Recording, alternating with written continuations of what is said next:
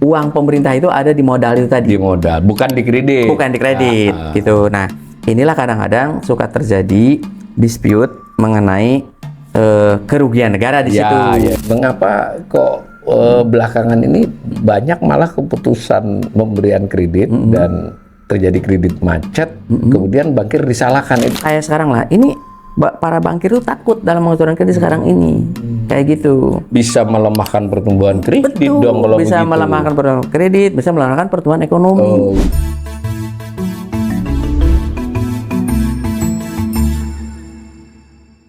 Salam cerdas, Ibu Bapak, saudara-saudara yang saya hormati, berjumpa kembali dengan saya di kanal Awali Rizky dalam sesi ngobrol ekonomi. Kali ini saya kedatangan tamu, kenalan lama saya, seorang mantan bankir ya, yaitu Mas Farid Babaya. Assalamualaikum Mas Farid. Waalaikumsalam. Mas Farid ini karirnya panjang di dunia perbankan, bisa dikatakan dari bawah, dari bawah Yeah. sampai terakhir sempat menjadi salah satu direksi dari Bank DKI. Tapi dulu pernah Di Rut Bank Sumut pernah. di Rut Bank Sumut terakhir, pernah di Bank Mandiri ya. Ya, Mandiri yang lama, Mandiri ya. lama dan seterusnya. Nah, karena belakangan ini banyak hal terkait kredit, secara makro saya ekonom makro Mas Farid itu ya melihat perlambatan kredit ya setelah sempat tinggi, kemudian juga kok banyak pembicaraan tentang kredit macet sudah mulai agak banyak, meskipun belum sampai titik yang rawan. Nah juga termasuk banyak bankir yang diperkarakan soal keputusan mereka memberi kredit lalu macet. Nah tapi saya ingin, karena ini kanal literasi Mas Farid, jadi kanal saya ini kanal yang berusaha menjelaskan kepada pemirsa saya satu persoalan sedapat mungkin, ada deskripsinya, ya styling apa ceritanya lah bagaimana itu semacam itu. Nah saya mungkin ingin simpel-simpel saja. Nah kredit ini kan per definisi kan adalah pemberian dari bank, bukan pemberian ya, tindakan bank untuk memberikan dana kepada seorang nasabah ya toh. Yang sebagai kredit, sebagai utang dia, lalu dia membayar. Nah, saya mulai dari bagaimana sih bank itu pada umumnya memutuskan untuk memberi atau tidak memberi satu kredit, Mas? Ya, jadi kredit itu kan dari kata kredito ya, itu kepercayaan. Ya. Iya betul ya, kepercayaan. Kepercayaan, trust lah, percaya kepada orang, kepada perusahaan kayak gitu. Awalnya dari situ. Nah, terus dunia perbankan ini kan bukan hanya diatur secara nasional gitu ya, tetapi juga secara global. Jadi ada aturan Basel. Nah, jadi aturan Basel 1, 2, 3. Sekarang udah 3 dan 4. Basel itu dari Bank for International Settlement Asosiasi Bank Sentral seluruh dunia gitu. Ada aturan. Ada aturannya. Jadi misalkan aturan prinsip kehati-hatian itu mengatur ke sana. Jadi tidak bisa prinsip kehati-hatian, Mas awalnya sebagai ekonom menjudge kita, kamu tidak hati, tapi tanpa melihat rujukannya itu. Ya, rujukannya itu. Nah, gitu. Nah, itu jadi harus ada rujukannya. Jadi ada ilmunya gitu ilmunya. Yang disebut kehati-hatian itu, walaupun Mas awal sebagai seorang ekonom tidak bisa menjudge, kamu tidak hati-hati, kamu tidak, apalagi pihak lain lah gitu gitu. Nah, jadi harus ada rujukannya. Apa yang disebut tidak hati-hati, misalkan gitu ya. Nah, terus tadi bank itu sumber uang untuk memberikan kredit kepada pihak lain itu adalah dari dana pihak ketiga.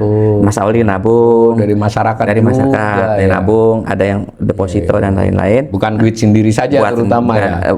Memang bukan duit sendiri. Bukan duit sendiri yang disalurkan. Bukan. Jadi duit sendiri itu modal.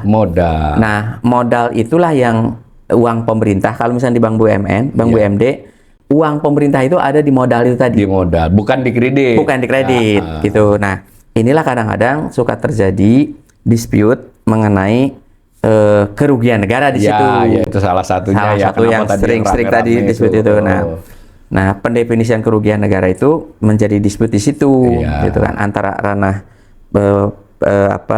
hukum sama ini ranah perbankan, gitu kan, gitu. Nah.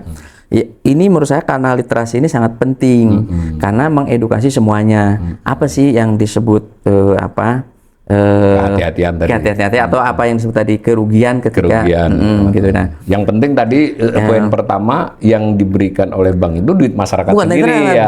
Bukan duit pemerintah bukan Bukan duit pemerintah. Duit pemerintah itu utuh. Itu sebagai modal. Nah, Kalau misalkan duit pemerintah sudah tergerus, berarti bank itu sudah posisi yang rugi. Nah, itu beda lagi. Beda lagi gitu. Berarti modalnya sudah kemakan lah gitu. Nah, itu bleeding, rugi kayak gitu. Nah, di bank yang pernah saya pimpin itu tidak pernah terjadi seperti itu gitu. Nah, itu jadi uang dari pihak ketiga yang dikasihkan karena itu sesuai dengan undang-undang kan sebagai intermediary. Ada pihak yang kelebihan uang disimpan, ada pihak yang membutuhkan kita memberikan kredit itulah. Nah, terus jadilah kredit ya. Jadilah kredit terus kepada kredit macet gitu ya. Sebetulnya gini, bank itu kan bisnis. Kalau bisnis itu tidak mungkin bisnis nggak ada risiko. Iya. Ya, itu yang harus dipahami ya.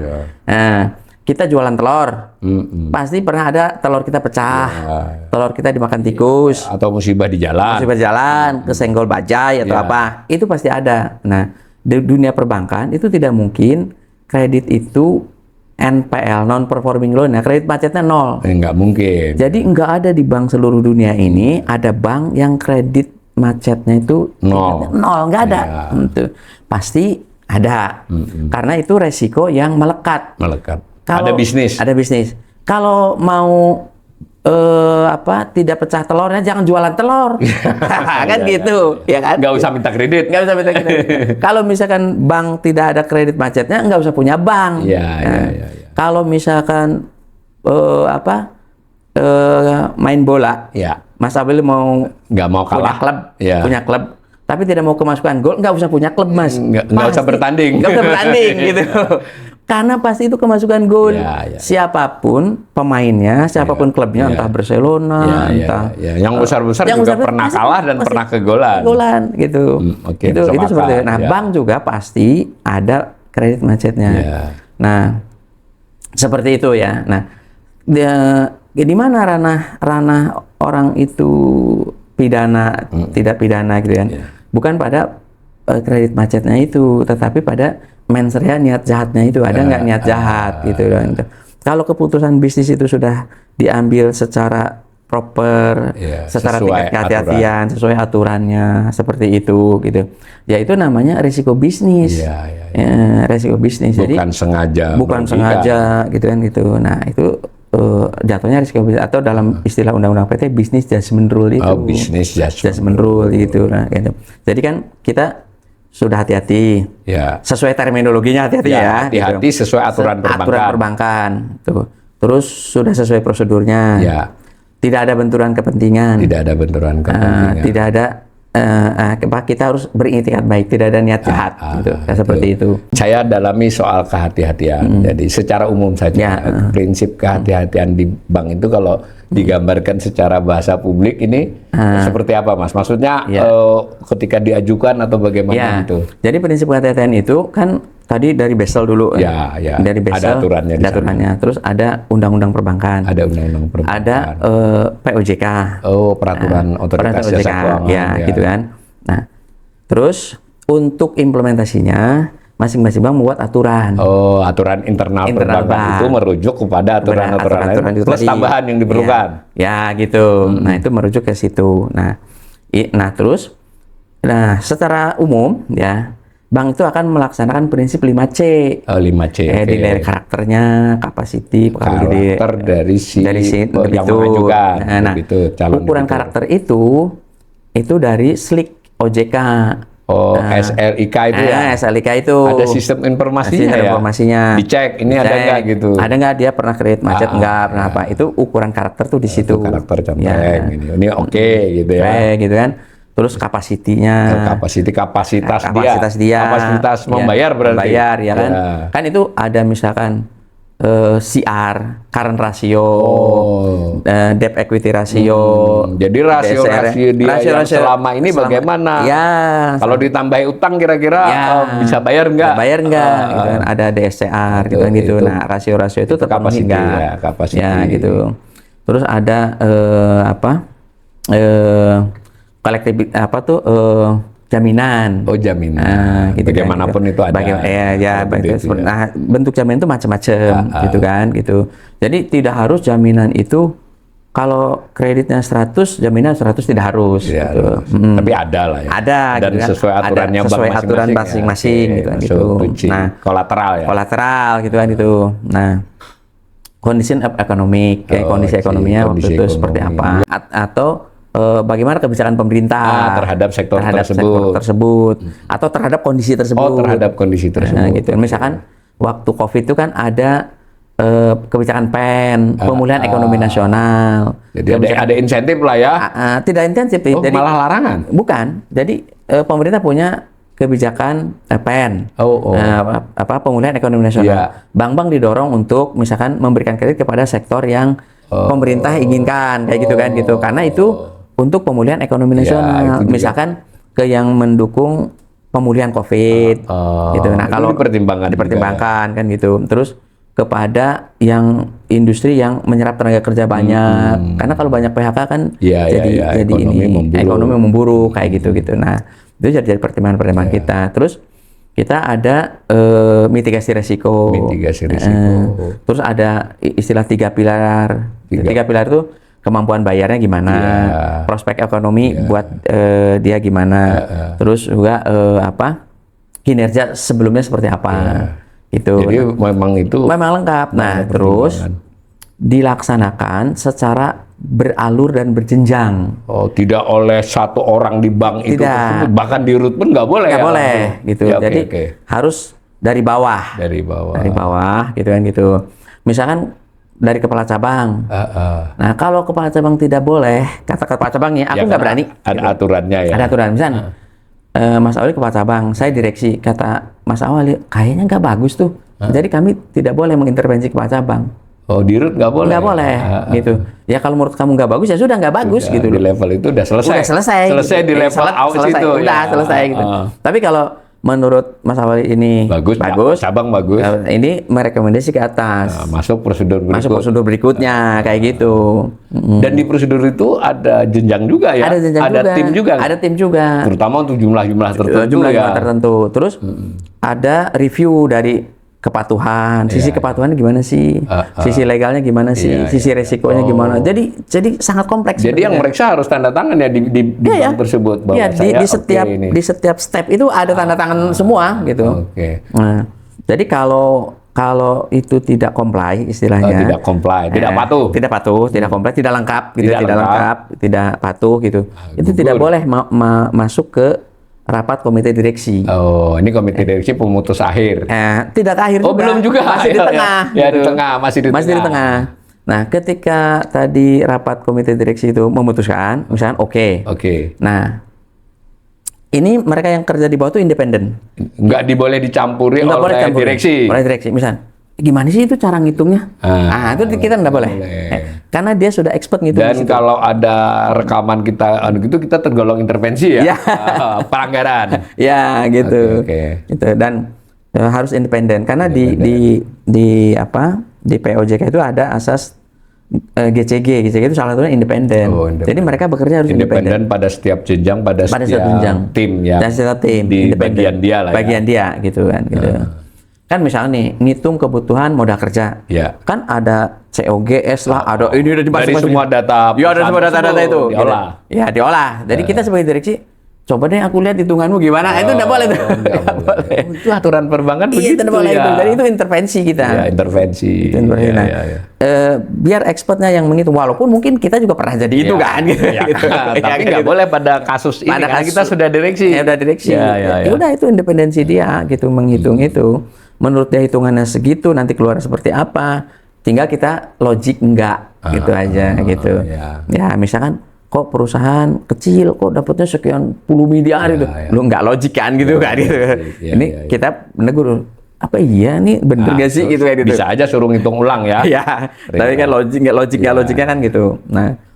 Nah bisa aja suruh ngitung ulang, tapi ketika kita pada saat dia ngitung nggak boleh intervensi. Nggak boleh intervensi, tapi ketika masuk ke ruang direksi itulah rapat komite, ternyata tidak. Tapi jarang lah yang tidak logik gitu. Karena mereka juga takut juga kan. Iya kan pekerjaan dia, pertaruhannya. Pertaruhannya kan gitu. Nanti baru sampai ke atas lagi. Sampai ke atas lagi. Nah, setelah komite direksi, nah itu ada namanya penawaran kepada debitur.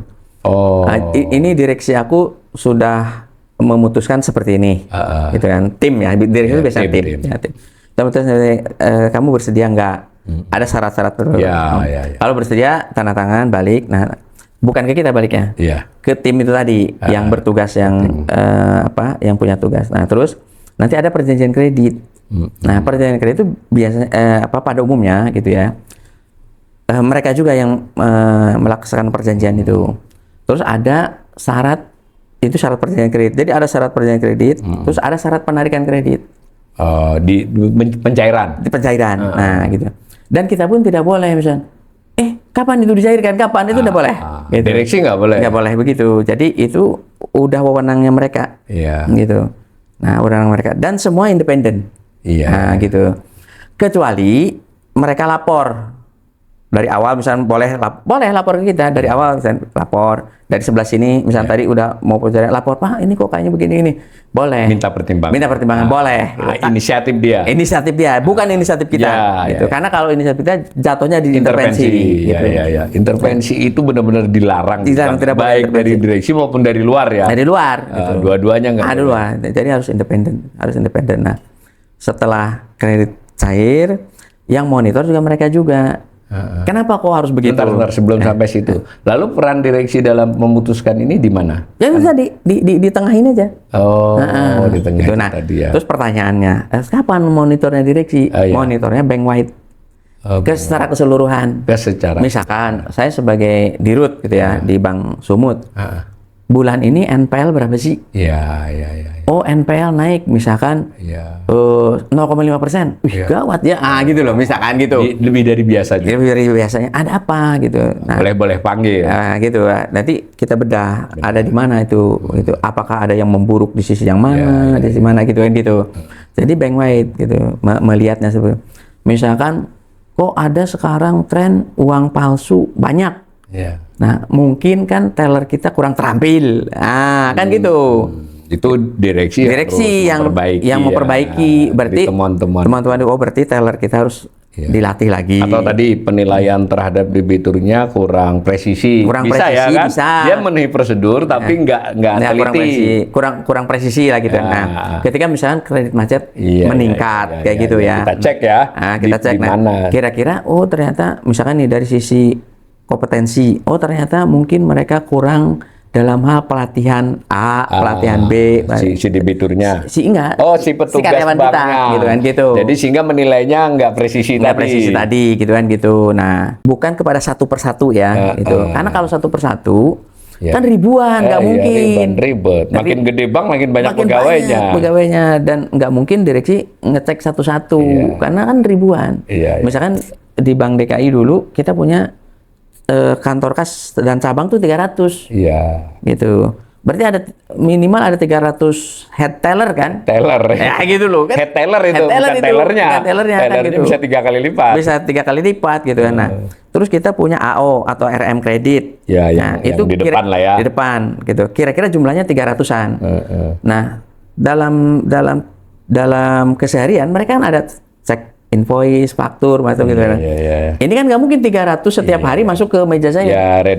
Direksi ngelihat gambaran umum kecuali ada laporan tentang case ya, kasus gitu, kecuali ada gitu. Nah, itu mekanisme seperti itu dan itu umum nih hampir di semua bank. Memang begitu, aturannya kan memang begitu. Emang dari POJK segala ya. Jadi aturannya memang seperti itu. Itu di dunia kredit perbankan seperti itu. Tetapi kan kita juga nggak nutup mata. Yang namanya petugas ini kan ada ada manusia juga. Kan bisa ada yang nakal tuh di semua bagian.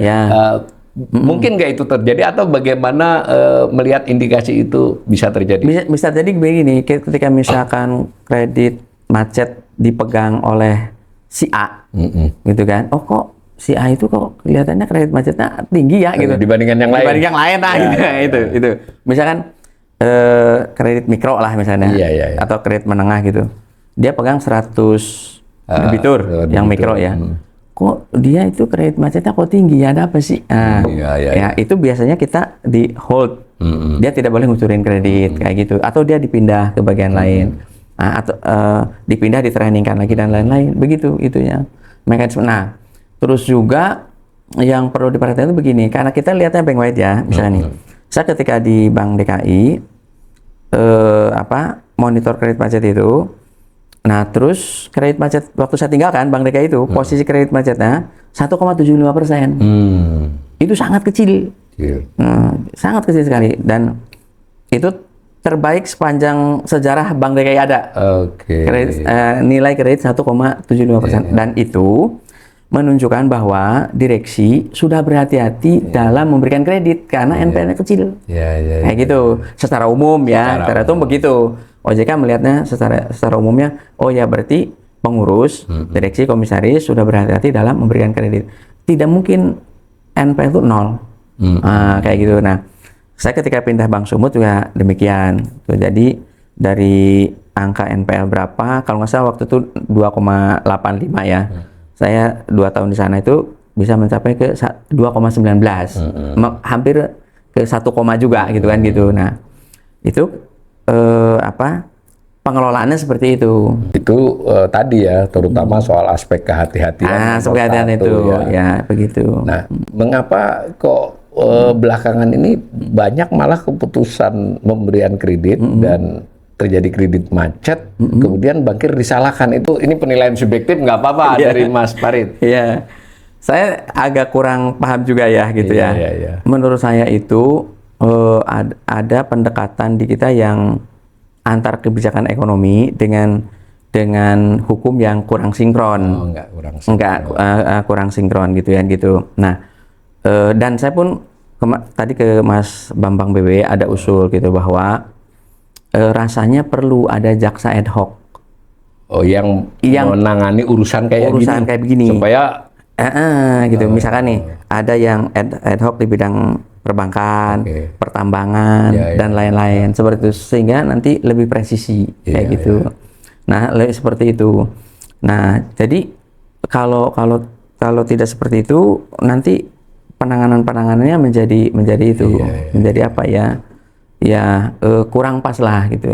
Seperti misalnya kredit macet menjadi ranahnya pidana, ya kan? Itu padahal itu kan inherent risk, ya, yang itu lebih kepada perdata dulu sebenarnya, atau kepada TP bank, yang kalaupun ada sanksi itu administratif sepanjang tidak ada niat jahat kan gitu.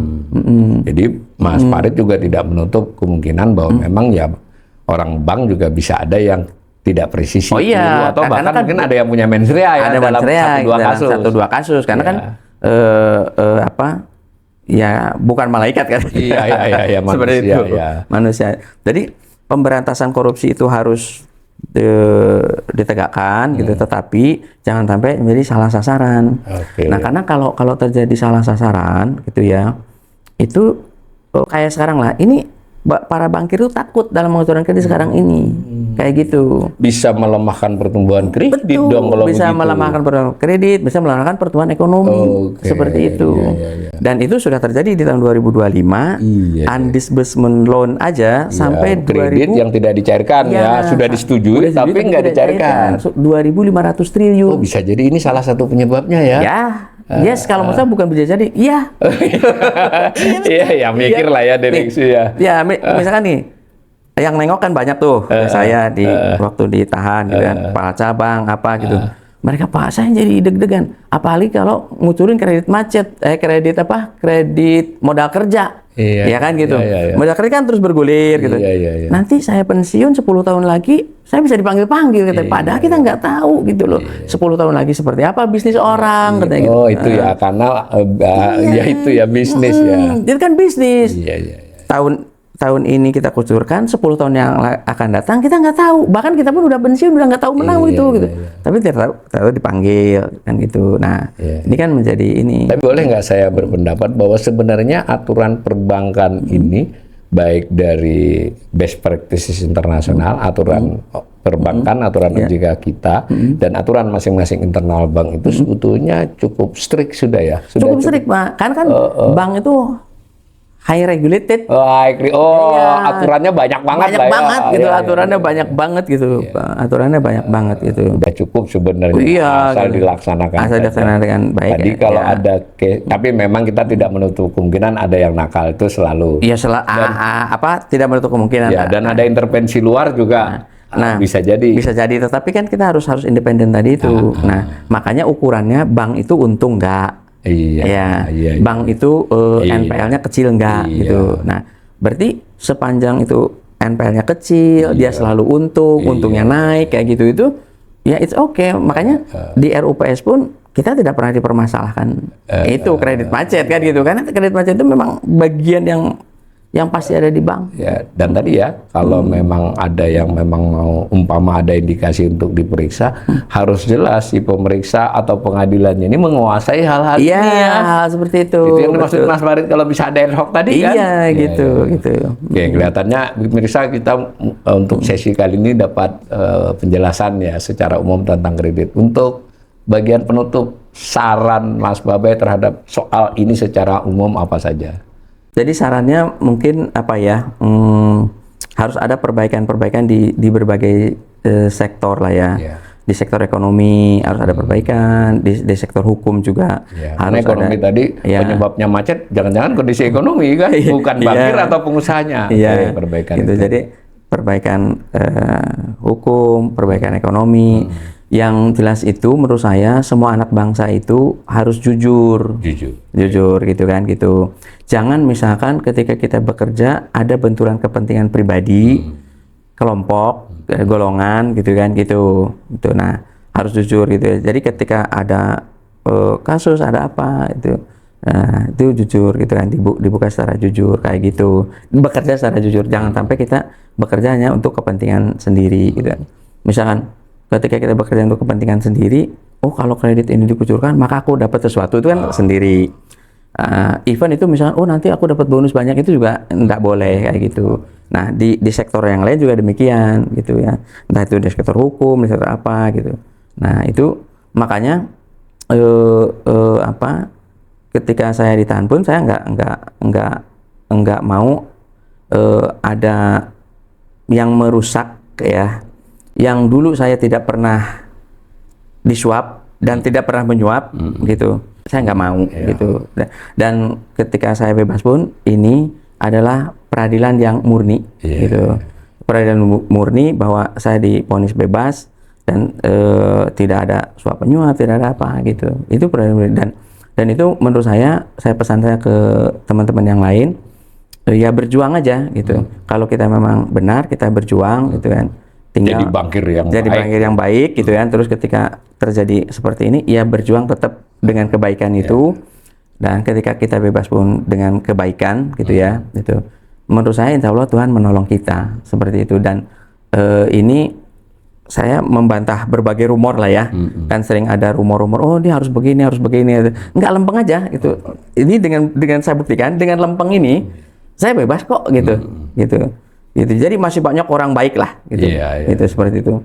Gitu. Terima kasih Mas Babai, baik itu soal pribadinya maupun kita sudah memperoleh ya bahwa beliau ini memang bankir tulen, menguasai perbankan. Terima kasih. Kita jumpa lagi nanti, Mas. Siap.